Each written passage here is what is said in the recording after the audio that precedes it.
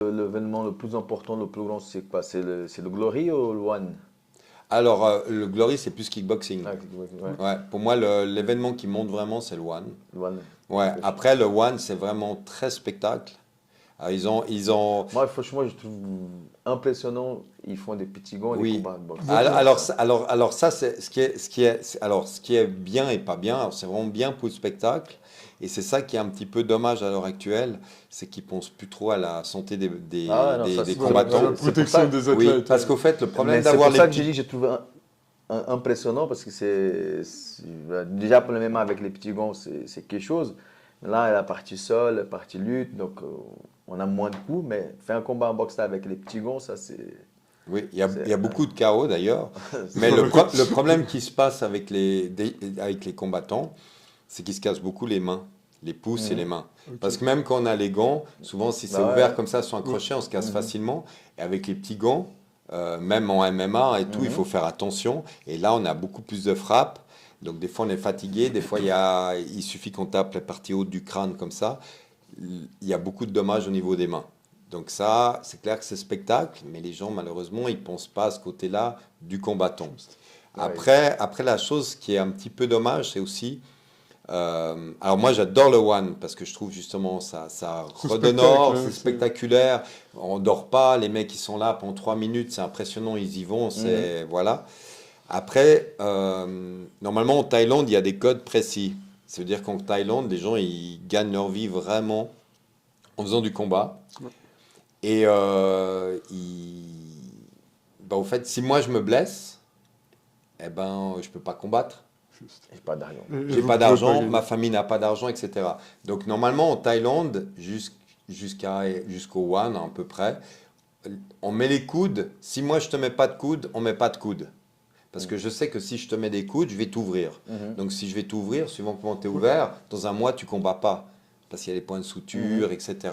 Donc au fait, en Ça, Thaïlande, ça a c'est- toujours été comme ça. Tant que tu mets pas de coudes, je mets pas de coudes. Après, il y a des combattants qui ont toujours des spécialistes des coudes, des spécialistes là où on sait qu'ils vont mettre. Mais en règle générale, c'était la règle.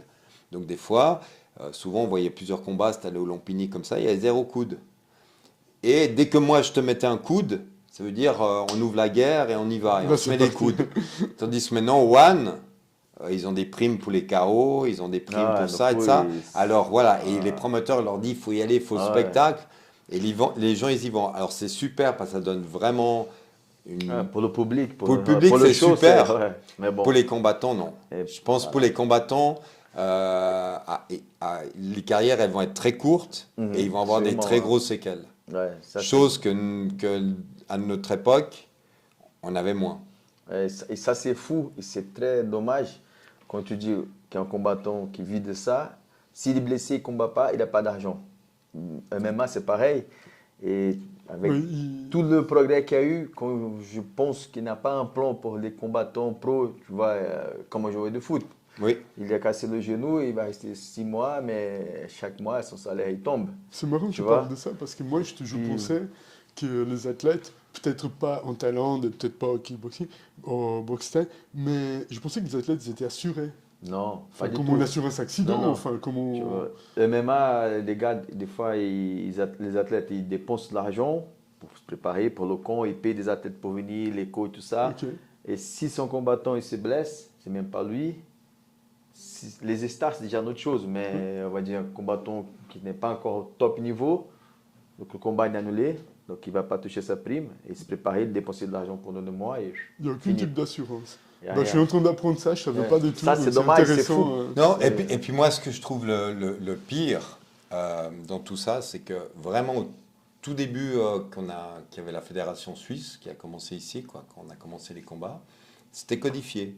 C'est-à-dire que tu étais en semi-pro, c'était 350 pour la bourse de combat, je parle pour Mhm. chaque combattant, où on donnait 400 aux gagnants, 300 aux perdants.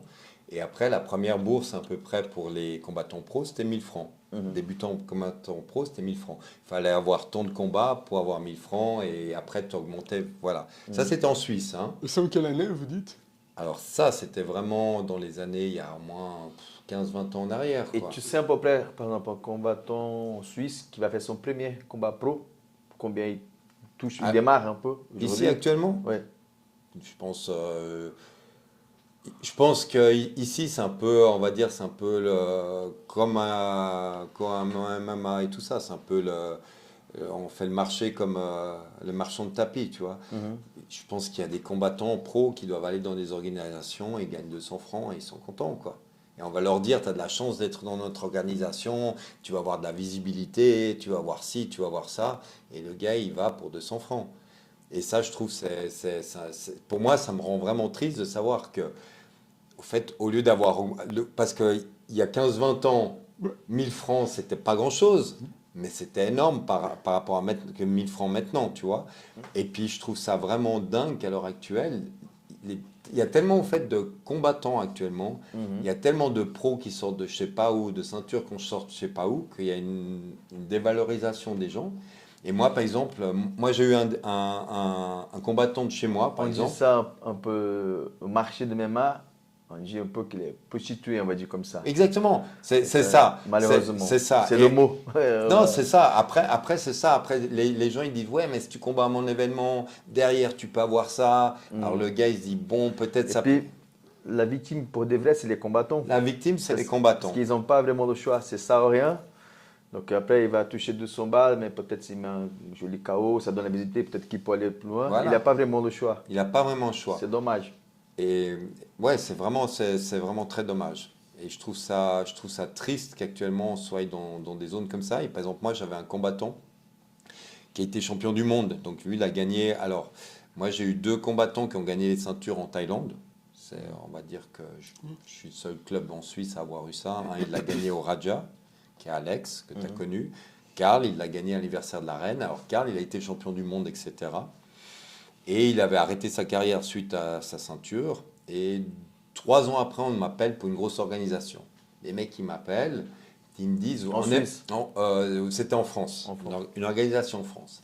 Et ils m'appellent, ils me disent, voilà, on a un grand tournoi, machin, tout ça, ça va être télévisé, un truc de fou. Et je connais déjà. Je veux avoir Karl parce qu'il a été champion du monde. Moi, je l'avais vu à l'époque en Thaïlande et Ouais. tout ça. C'est Emery, Carl Et tu sais- Emery. Non, c'est pas Karl Emery, Ok, non, ok, non. ok. Je pose la Non, question non, pas parce que Karl je sais Emery. pas. C'est Karl Wirtz, on va donner Karl ça. Wirtz, Karl ok. Wirtz, Karl de mon club. Non, Karl Emery, lui, c'était plus full contact. Faut contact, ok. Ouais, lui, il a vraiment été full contact. Lui aussi, c'est un des pionniers ici à Genève. Euh, Aussi au niveau de l'ouverture des clubs, mais lui, c'est plus full contact. Ok.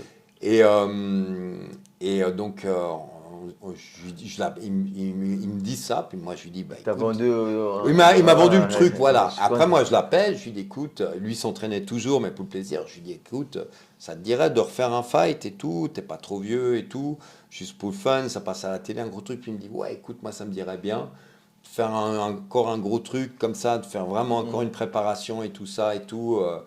Ce serait vraiment cool et tout. Je dis au gars, ok, on y va, tout. Je dis, c'est quoi les conditions, les bourses et tout. Là, ça commence. Le mec, il me dit, non, non, mais il n'y a pas de bourse. Je lui dis, comment il n'y a pas de bourse? Il me dit, non, non, alors, le vol, le déplacement, c'est à vos frais. On vous paye l'hôtel. Je ne sais pas quel hôtel, il nous payait l'hôtel. Et le combat, on ne paye pas. Je dis, mais attends, le mec, il est champion du monde. Tu me dis que c'est un gros truc à la télé et tout. Tu me payes, tu veux pas me Mais c'est payer? lui qui t'a appelé. Et c'est lui qui m'a appelé, qui voulait absolument Karl. Et puis je lui dis non. Il me fait oui, mais ça va être retransmis en direct à la télé. Ça va te faire de la visibilité, une pub d'enfer. Je lui dis, mais lui, il est en fin de carrière. Il fait un combat pour le fun. On s'en fout de la visibilité. Moi, je suis passé à la télé avec mes combattants. Ils ont passé plusieurs fois à la télé, tout ça. Franchement, on s'en fout. Nous, le combattant, comme tu dis, il a besoin de se préparer. Ouais. Il a besoin d'aller voir un ostéopathe. Il a besoin de dépenser plus d'argent peut-être dans la nourriture, dans les compléments, dans plein de choses. Peut-être il doit prendre une semaine de vacances. Ça lui coûte de l'argent. Il se blesse. Il doit payer un médecin. Il doit tout ça. On ne va pas faire un truc à la télé et tout ça. Alors maintenant, ils font des organisations comme ça. Alors après, c'est clair qu'il y a des gros tournois qui ramènent de l'argent.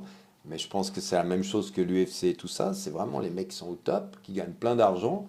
Et les autres en bas, ils payent pour aller combattre. Les amateurs et ceux qui sont plus amateurs, eh ben, ils payent rien du tout, mais ils gagnent rien du tout. Ou ils gagnent, comme tu as dit, ils doivent se prostituer pour gagner. Et ça, je trouve, c'est vraiment triste.